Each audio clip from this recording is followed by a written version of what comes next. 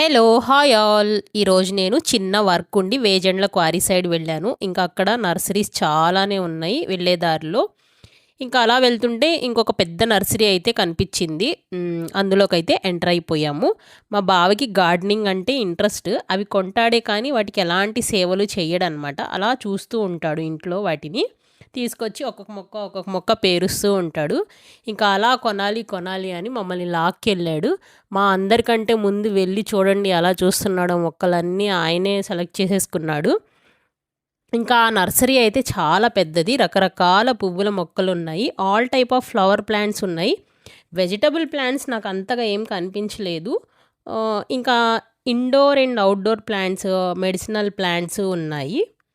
ఇక్కడ rose plants అయితే చాలా ఉన్నాయి. డిఫరెంట్ కలర్స్ మొక్కలు. చామంతిలో కూడా డిఫరెంట్ కలర్ ఫ్లవర్ ప్లాంట్స్. హైబిస్కస్లో కూడా నేను చాలా టైప్స్ చూశానన్నమాట. లోపలికి వెళ్ళి చాలా కలర్స్ ఉన్నాయన్నమాట హైబిస్కస్లో కూడా. అండ్ జాస్మిన్ ప్లాంట్స్ కూడా ఉన్నాయి. అందులో కూడా చాలా ఉన్నాయన్నమాట.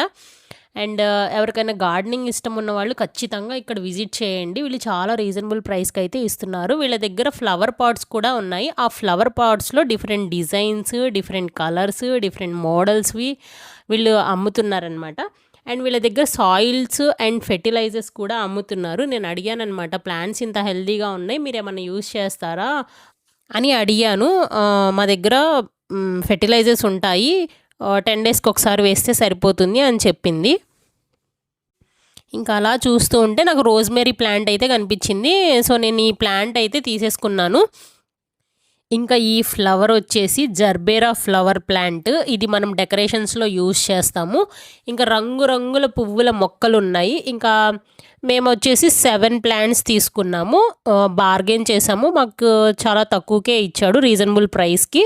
మీరు ఎవరన్నా ఇలా వేజెండ్ల క్వారీ సైడ్ వెళ్తే ఖచ్చితంగా శ్రీ భవానీ నర్సరీని అయితే విజిట్ చేయండి. చాలా రీజనబుల్ ప్రైస్కి అయితే వీళ్ళు ప్లాంట్స్ అనేది అమ్ముతున్నారు.